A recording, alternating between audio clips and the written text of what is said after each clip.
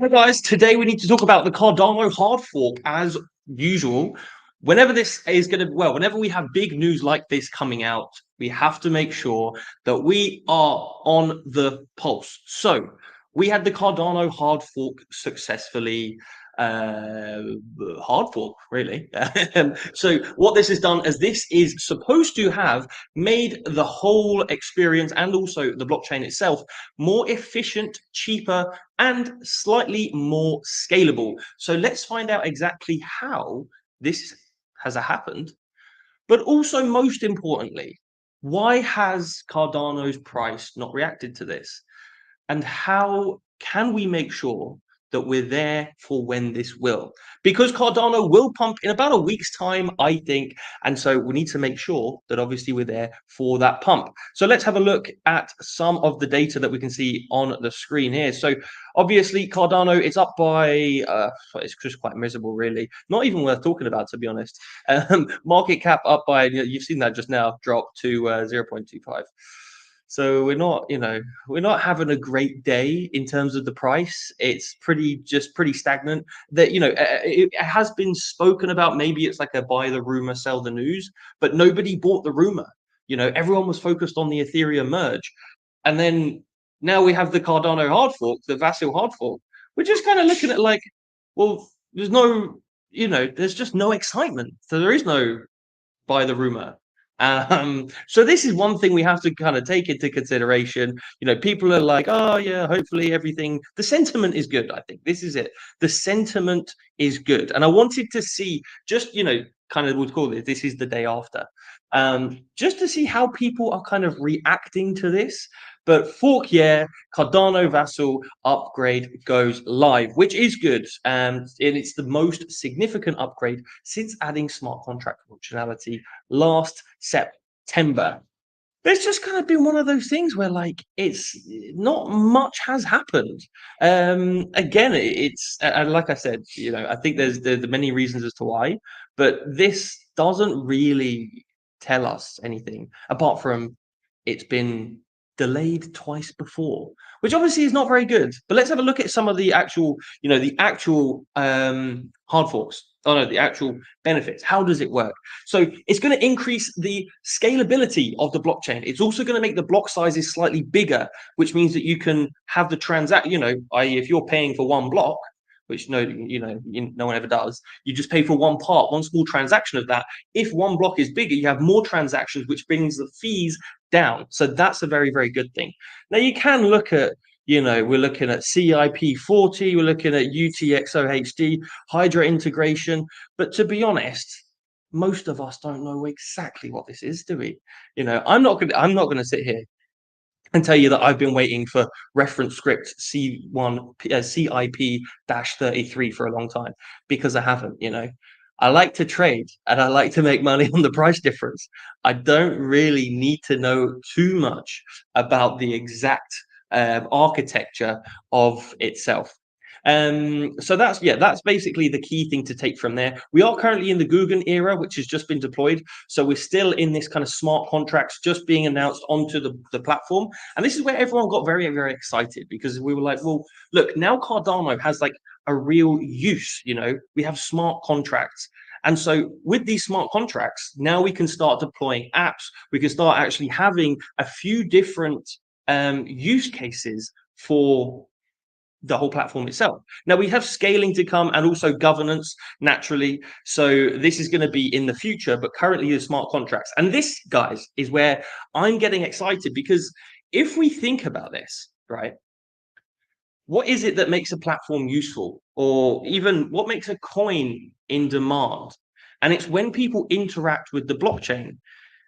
Now, people are not going to interact with a blockchain if it doesn't have smart contracts, if it doesn't have apps built upon it. So this is genuinely what I'm getting quite excited about. I'll skip ahead actually to this. So statistics to date. This is a weekly development report. 99 projects launched on Cardano. Very, very nice. 1,107 projects building on Cardano. 6.1 million native tokens. This is insane. We're just looking at adoption really getting in. And I think Cardano's developers have been at such a high level for such a long time. And they've even got over 50 million number of total transactions, which is pretty crazy. So, obviously they have a couple other things that are great, but, as like I said, for us who are speculating, we don't necessarily need to know the ins and outs of the Mithril POC. So this is one thing to kind of keep in mind. But guys, I think it's these projects that are building on Cardano. It's 1,107. These are the NFT projects. These are the decentralized exchanges. And these are the ones that are going to allow us to be integrating and using the Cardano blockchain more in the future. But just have a look, and I'm going to recap because I didn't want to deviate from my point there. Having a look, the main advantage is a diffusion pipelining. So like I said, this basically gives you a bigger block. So VASIL upgrade is mainly diffusion pipelining, which will affect better scalability. Just to give a recap, and like I said, it gets extremely complicated, and I don't really think we should be describing this in this video where I'm just giving a recap and when I think we're going to be really integrating with the blocks and with the chain, the Cardano ecosystem more and more. But it says the enhancement allows the distribution of block information before the block is fully validated on a node. So it makes it possible to parallelize block validation and distribution. The throughput of the network can be made more efficient by increasing the block size. Hit me, there we go, and decreasing the interval at which new blocks are created. So you have more blocks more often and they are bigger in size, which means obviously you have faster transaction speed and you have lesser transaction cost. For example, here we go. Transactions can be inserted into a larger block. The more frequently the blocks are created, the more user requests can be processed at a given time. Hence why everyone's talking about scalability for this particular upgrade. Looking at the price action, guys, there's not really too much going on, just going for the basics. Obviously, I think we'll get AJ to go through some of the much more technical, see if there are any other patterns, etc. Just kind of looking down, a bit of a falling wedge here, trading in between this range here and this kind of level. Obviously, this is just the candle bodies and the wicks did slightly go above, but to be honest, there's not really, and that was back in August, actually, where everything was kind of pumping quite hard. Bitcoin went to 25k. So this little jump, wick up or bringing us up towards a 0.6 or so almost, but then obviously getting very heavily rejected. So we are looking at pretty much a massive downward trend. We can go on to a bigger time frame. I don't think I need to, because we all know exactly what's happening in crypto, and that's just this. But just looking at this kind of closer level, we do have this very strong area of support around about this 0.4 level. So you can see this here, this zone, I believe, and then right down this little wick. But again, I think this 0.4 is going to be this key level of support. But ultimately, because this hasn't really done anything, we are going to be looking for a breakout, potentially a breakout. And it depends when it comes. I would say over the next week. So maybe a breakout to about 0.5, potentially a retest, and then a push to the upside, making this, for me anyway, maybe TP1, since it was previous resistance. So maybe up here, if we bounce down, come down to 0.5, up to 6. But ultimately, guys, this is if we see mass adoption. Currently, people are not buying altcoins because of the wider economic crisis that we're seeing. There's no other way to put it, basically. So there is a massive crisis. But I do think, look, guys, with VASIL hard fork, what we want to see is we want to see that scalability. We want to see reduction of transaction costs, which will then bring in NFTs. It will then bring in these decentralized exchanges, etc. So we've had what was it? OpenSea. How did I forget that? OpenSea obviously are extremely popular. But then we have things like Magic Eden, who are on Solana. They had their pump. I do think Cardano will get their NFT time. I just don't know when that's going to happen. They're going to have their little pump, and everyone will be like, "Oh yeah, have you ever seen?